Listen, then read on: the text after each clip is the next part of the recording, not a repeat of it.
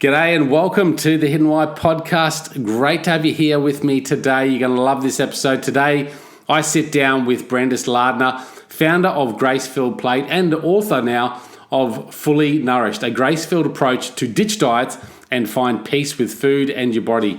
Brandice shares her inspiring journey from disordered eating, obsession with dieting, to a sustainable, grace-filled relationship with food, grounded in faith, values and acceptance. There was a lot of really cool practical takeaways from this.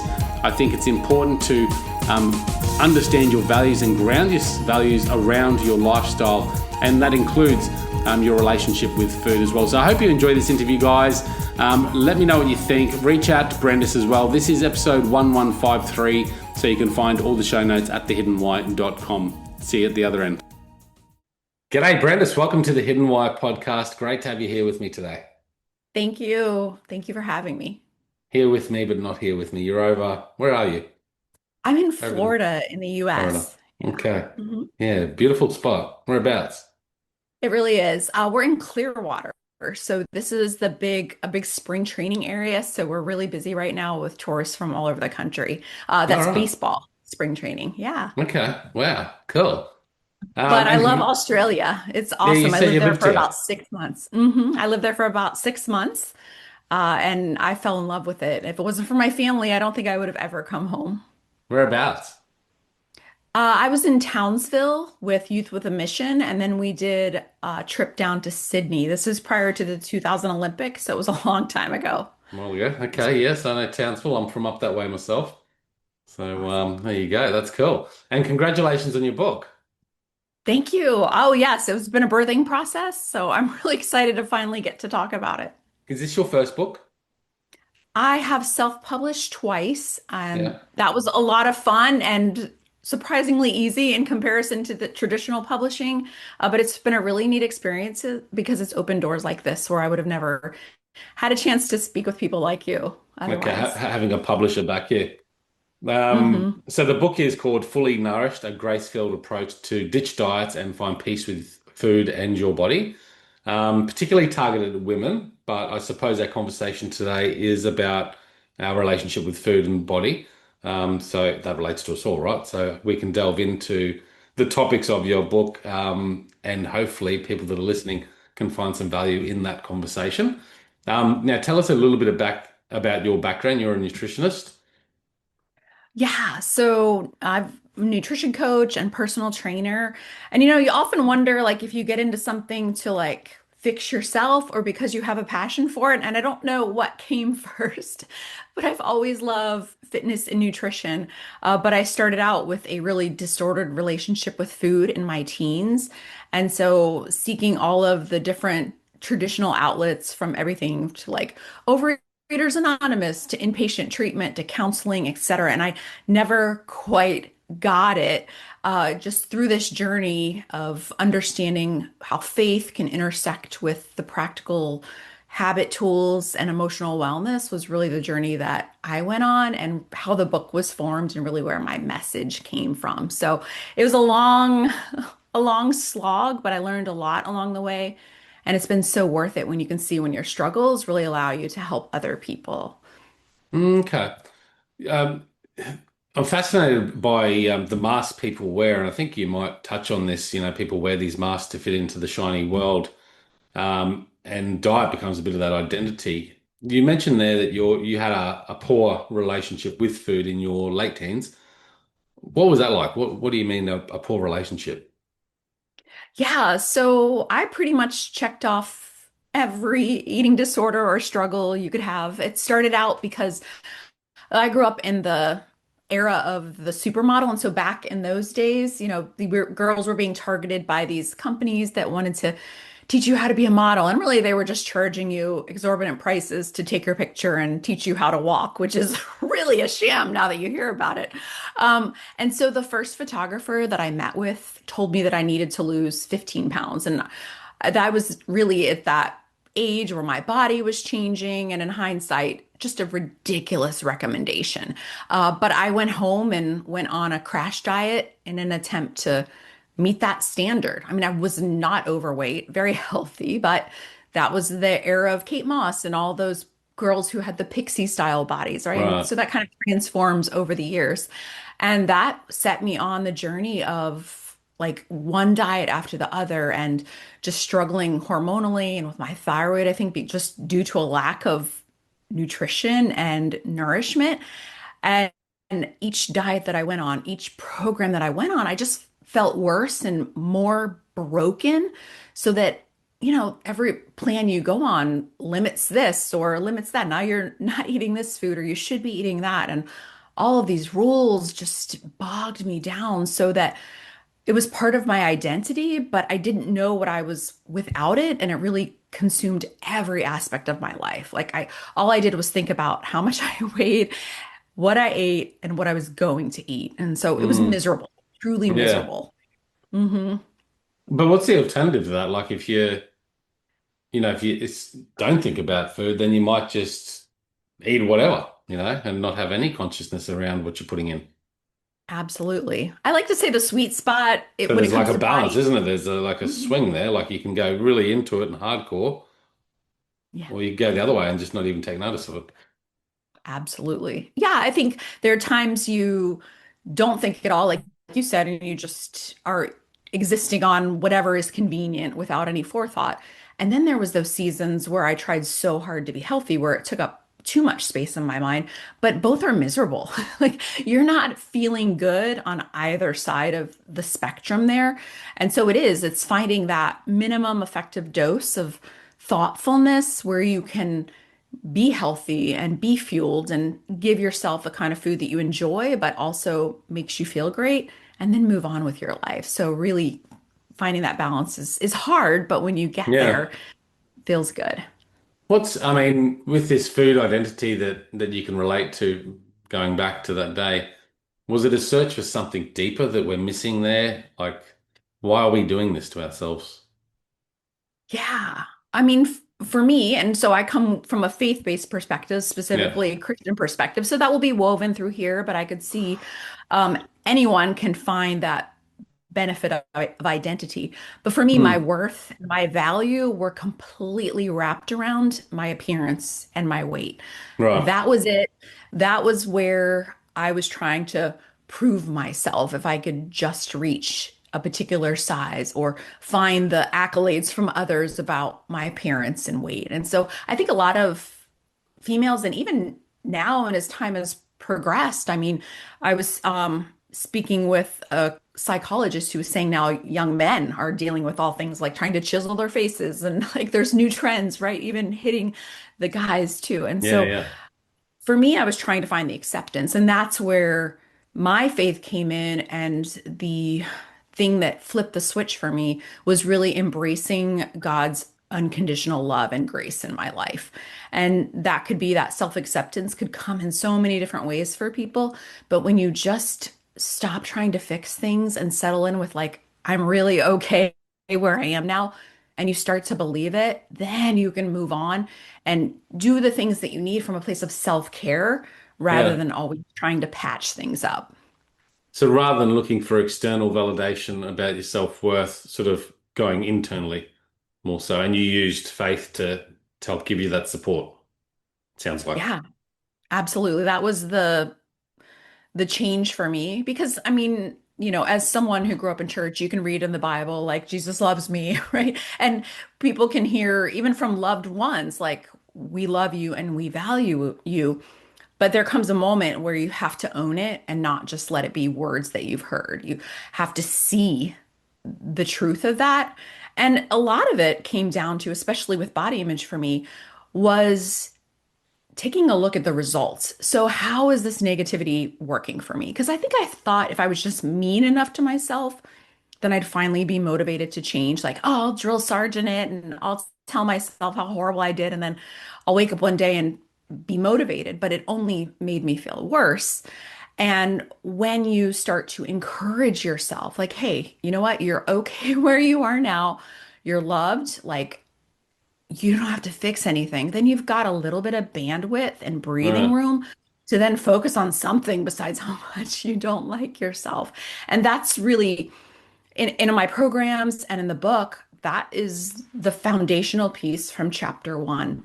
Yeah. diets and transformations. You go on, even if you're like biohacking, right? So often we're starting from a deficit. This is what I don't like. This isn't great. I've got to change that. I shouldn't eat this. It's like, wow, it's just so negative. But if we can start to be grateful for what we do have and take care of what we already have, then we'll begin to set that space in place, that mental clarity, that motivation to actually do better.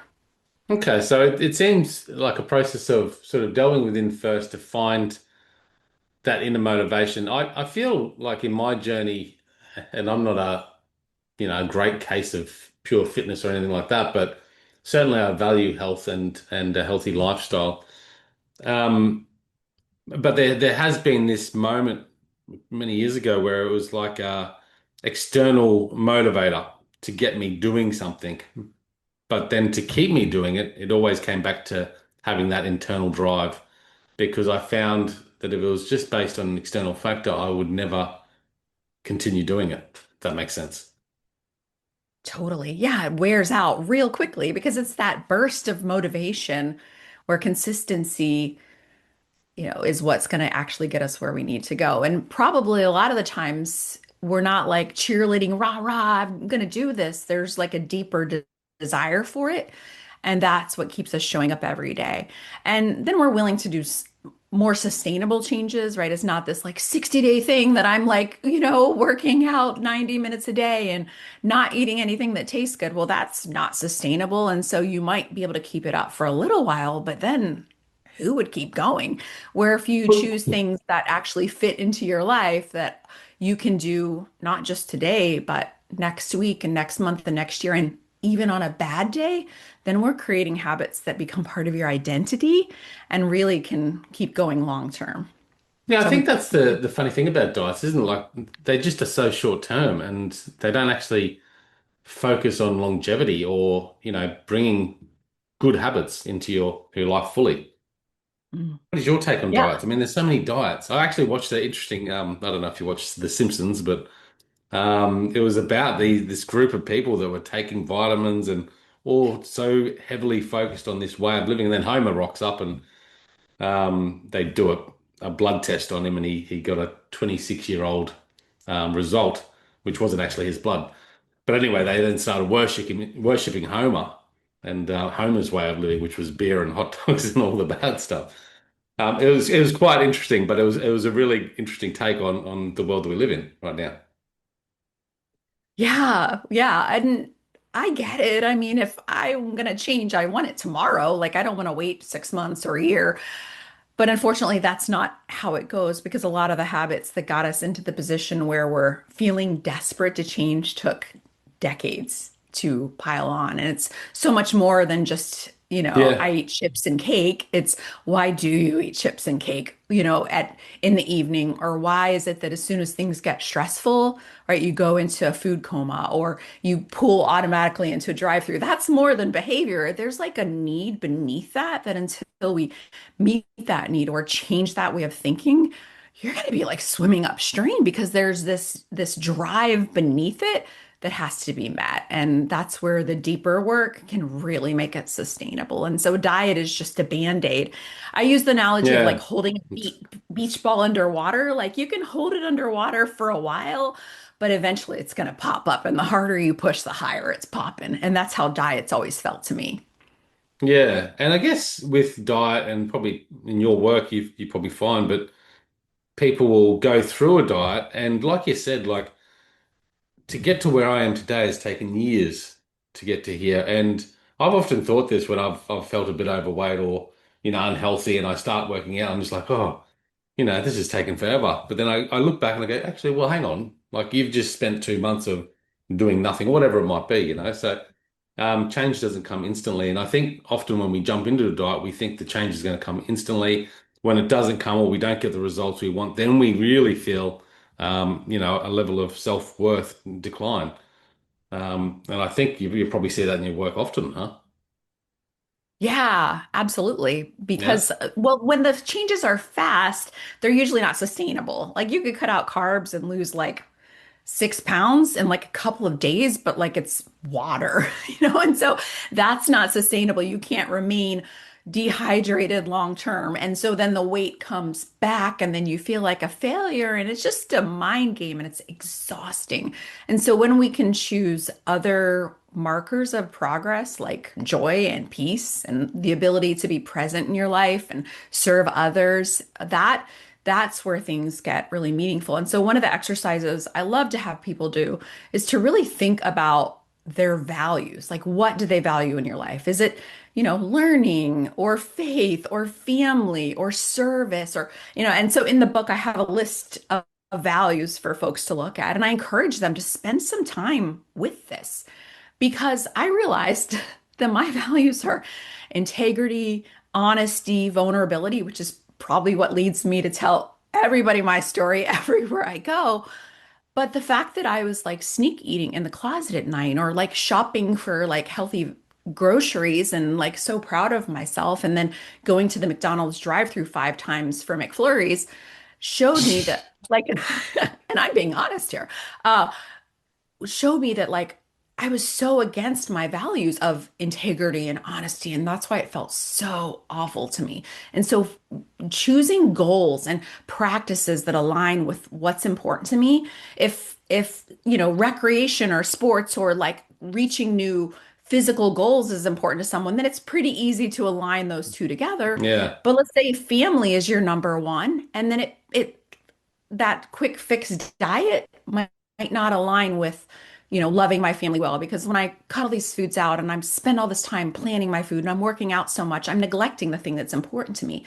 So what can serve both? And that really gets you out of this critical mode of like finding all the things you think aren't right or what you're doing wrong or what can't work. And then you can allow yourself to start to think proactively. Well, all right, Yeah. what is a habit that can fit into my life that will help me feel better, that will give me the energy to spend time with my kids. And it's what we want, but those magazine articles and the flashy Facebook ads, they do lure us in. And so we Yeah. need that line to come back to of really what our values are. And then that can be the lens whether we're going to go with something or not. Yeah.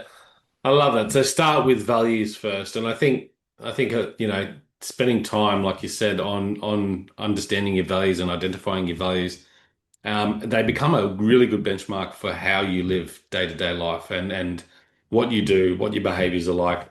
And myself, I've got particular values. I've got 10 values that I've come down to at the moment.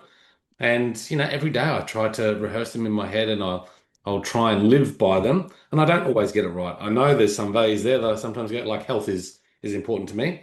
But there's certain things that I do sometimes that just aren't healthy or wouldn't be considered healthy. But I don't beat myself up for that either, because most of the time I am aligned. You sort of mentioned there, like, you're walking through the aisles, buying all these foods, feeling very proud, but then sneaking through getting McFlurries. Obviously, you've got, health values, but it's okay to also enjoy the McFlurry from time to time. But when you're living so secretively, like sneaking away to get them, you have that friction, I suppose, because it's going against your values and you're feeling really terrible. Number one, Mm. because you shouldn't be eating the McFlurries in your head, but number two, because Yeah. you actually want to enjoy life as well. So how did you balance that out? Yeah. Well, I think a lot of it and a lot of dieters deal with it is that all or nothing or black and white thinking. And oh, it's so insidious and it's so silly because we all have common sense in our lives. You Mm, don't get a flat tire and slash the other four, but we go off our diet and we're just like, oh, that's it. It's ruined. I'm done. I have to start tomorrow. And those are the kind of things that kept me stuck, right? Because pushing my grocery cart, I'm on my diet. But then maybe I ate a little bit more than I thought I should. And maybe I grabbed something without thinking about it, and then it was just ruined. And it's not logical. It's totally crazy. But that's really what the diet mindset and that diet culture can really get us into, that if it's not perfect, it's not going to work. And the reality is, like, one cookie is way better than 10. One McFlurry is way better than five. And when we can let go of that all or nothing thinking and really embrace that better is always better, then it gets so much easier, to fall within that 80-20, right? 80% healthy food, 20% fun food, or 90-10, or whatever works for the individual, and thinking of it more in that way rather than, 100% and 0% really brought a lot of peace and Yeah, well, knowing that it's okay. Yeah. I think when it becomes a way of your life, like you just, I don't know, how do I explain this? It feels natural, it feels right. And you start to, eat a certain way and you start to just go, I don't actually want that. You don't crave it. But when you're in a diet mode, you're sort of going, oh, I have to really just eat broccoli and chicken for the next 10 days. And geez, I crave some ice cream. And then you just end up binging or something like that. That's the catch, right? Um, and I don't know, I've interviewed heaps of people on this podcast over the years about diets, and everyone's got a different opinion. Um, and what I've found is that you really just have to go through that process of diet yourself and figure out what works for your body, what makes you happy, without creating too much chaos in how it impacts your lifestyle. And test and try and experiment, and then it'll just fall. For me, I feel like it's fallen in natural. Yeah. I mean, you're spot on. And that's something I do in the book is like, has anyone ever asked you what you like to eat? Whether you like to eat 6 times a day or 2 meals a day, or you like things that are like lighter or heavier? Do you like comfort food? Like, those are things that you want to consider and then use it to assess how you're going to build your eating plan, Mm, because not everyone's going to feel great on lower carbs. Some people feel better with balance in their diet based on genetics and your activity level. So I love what you're saying there. There really is no one perfect way of eating. You've got to look at all of your previous experience and say, okay, what about that did I like? What didn't I like? And really, that's another thing that I have gals do or gentlemen do is you just like brain dump all the plans you've done, do a pro list, do a con list, build your own plan based on all the good stuff. Like some people will say like, "Oh, low carb was so great. I lost weight," or keto's the newer one, right? Um, but it wasn't great because I didn't stick to it. But sometimes the things that worked really well simply came down to being prepared ahead of time, eating a little more real food, thinking about it. And you don't get that when you're just looking at things black and white. So that's really mm. great what you said. Yeah, learning what works for you and giving yourself permission to do it. And that's ideal. Yeah, I mean, I've been brought up in a family that, we had good food around us all the time, and we had lots of it, and that was probably the problem more so. But I had parents that cooked really nice food. And I guess that's not common in most households. So then you get caught up in the trends on social media, and what's the new trend? I saw someone the other day, and this is not a judgment call, but I just stood there and thought about it. He had this big bucket, and it must have been like protein powder. And I don't like protein powder as a thing, but I can't imagine anything worse than drinking protein powdered milkshakes. I'd rather eat fruit and vegetables or steak or something like that. But seems to be the trend that people jump onto. How do we navigate that space and really try and avoid comparison to sort of focus on what's good for us? Yeah, it's that shiny object syndrome is for real. And I mean, I do a little marketing because I sell courses and products and things like that. And so I understand, the messaging behind things. And, marketing is essentially making people see a gap between where they are and where they want to be. And then that product fills the gap. And so when you start to notice that, and I've talked to friends about this, be like, just pay attention, right? Marketing makes you feel like you're missing something. You'll start to see those Right. messages as, you know, more that someone's trying to sell you something. And so you stop identifying with it quite so much, but then really have it written down, like we said, what works for me? Like once you like, I don't like fish, right? If I had a plan that made me eat fish, I wouldn't do it. And so that's a non-negotiable for me. And have those non-negotiables written down. Like if you enjoy bread and you may not want to eat bread every single day, but you certainly don't want to go on a plan that cuts it out completely. that's your non-negotiable, right? If you Mm. like this or you don't like that, it's okay. There is something out there that's going to be healthy for you, that's going to fuel you well. And there that's just the truth of it. I mean, that's like every healthy eating plan is just based on mostly real food most of the time. And if we can get back to that and whatever that variety is for you, that's going to be really, really powerful. So knowing what works for you or knowing what you're focused on. And then another thing I like to do, I call it the idea vault.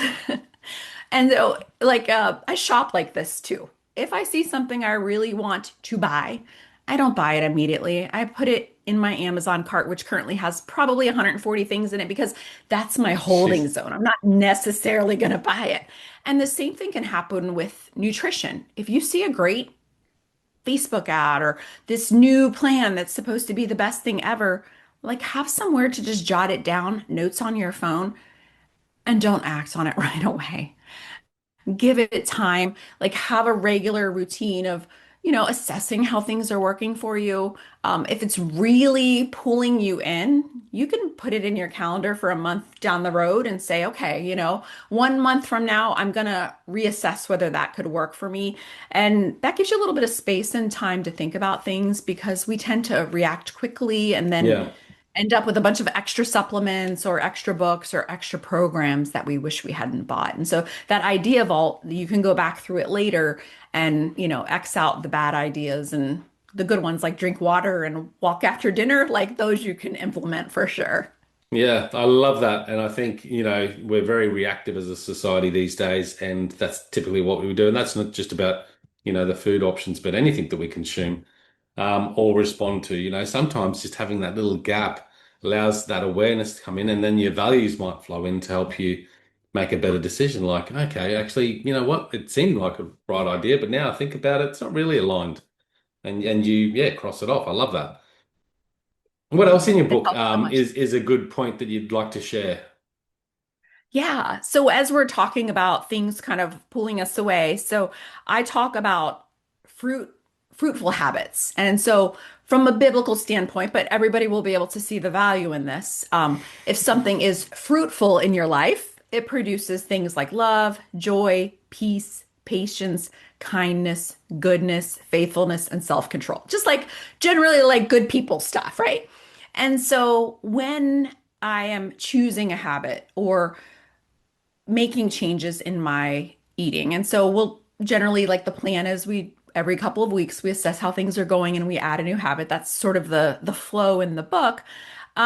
But I want to see make an outcome-based decision. Is this helping me fulfill my values or is this producing something good in my life? And let that be the deciding factor.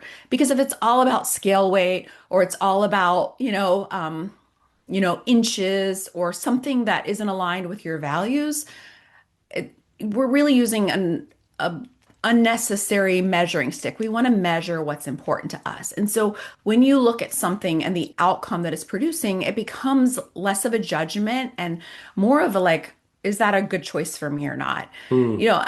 We tend to really judge ourselves for whether we're able to keep up with certain things, but when we step away from it and look at it and whether it's working for us, it's so much easier to say, I'm going to nix that. Like that wasn't a good fit. I thought I could, run, but it was just really, not feeling good physically. Or, wow, I didn't know that just a little bit of food prep would be quite so beneficial. And so judging the habit by its fruit or its outcome makes it less about you and makes you more open to what's potentially going to work for you. Yeah, okay. I like that little trick. Mindset. What's the mindset shift that we need to make to start really delving into better food and body relationships? Yeah. Well, habits are all the rage these days. So probably repeating things that your listeners have heard before, but Yeah. it's really about those small, sustainable habits and focusing on like one primary goal at a time. I mean, some things, are a little bit easier than others, but having that one focus is going to make such a big difference. As soon as you add a second focus, your ability to follow through reduces Mm. drastically. And that's where I have the readers select either like a weekly check-in or a bi-weekly check-in where we just see how that habit is working for us. And because Yeah. it's a frequent check-in, we're willing to put sort of all our eggs in that basket for a little bit. And we want to do something until it becomes something that we can do even on a bad day. That's really the focus. That way, all of your energy that you were putting into that one thing is now freed up and you can move on to the The next. But next, yeah. it needs to be sustainable. Our lives are so busy. We're being pulled in so many different directions. And I know like you want to do it all and you want to do it well and we want to, you know, start a hobby and volunteer here and there, and it's just not possible. So we've got Yeah. to find something that fits into the spaces of our day and actually makes your life easier. And that usually starts with something really small. And that's where that seeing the fruitful habit can come in because usually it's some smaller things like prepping or water or walking or having that time of meditation every day that's going to have the biggest ripple effect in our lives and really Yeah. free up space and time. So knowing so I guess the mindset shift is embracing compound interest in habits. We see it financially. We're like, oh yeah, if I pay extra $100 on my mortgage every month, like I know it's going to pay off big in the end. Same thing with habits. If you can invest that little bit of extra as it becomes integrated and you don't have to put any effort into it, now you're able to add on something else. And suddenly in a year, you've added, potentially 12 tiny habits that really Have a create an big impact. orchestra of change that make a big impact. Yeah. It's kind of like brushing the teeth, isn't it? I mean, it's just something that you do regularly without thought.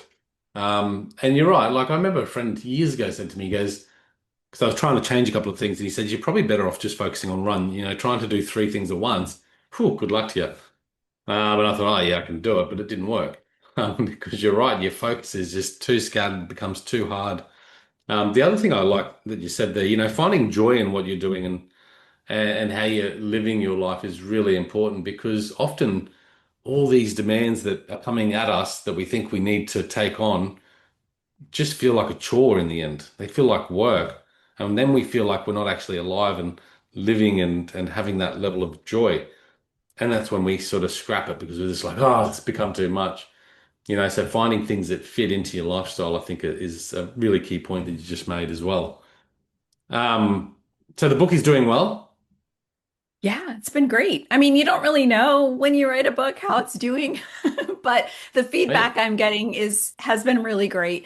And we have a community who's working through the content. I've had a couple people reach out that they're doing some group studies, so I'm hoping. So who is this book targeted to? It's women, but Yeah, what audience there? right. So it is primarily women of faith, so Christian women. There's a lot of scripture in the book. So, Yeah. and principles about prayer and, yielding your life to God. So Christian principles. And so, yeah, that's pretty much the But target market and who I speak to through my ministry and my yeah. website. Okay. And ultimately, what are you hoping they get from reading this book? To be able to stop listening to all of those different voices that are telling them, Yeah. like we're saying, all the messaging, and to know that this is a thoughtful approach that literally is a handbook that can take them from it's an inside out transformation, but give them the tools that they need to change consistently in a way that we're discussing, where you're not following a blanket plan, but using basic principles to find what works for you. And Yeah. so in there, like I have a chapter on there's only two things you can change in your eating, right? Only two things. And so I say it's quantity or quality.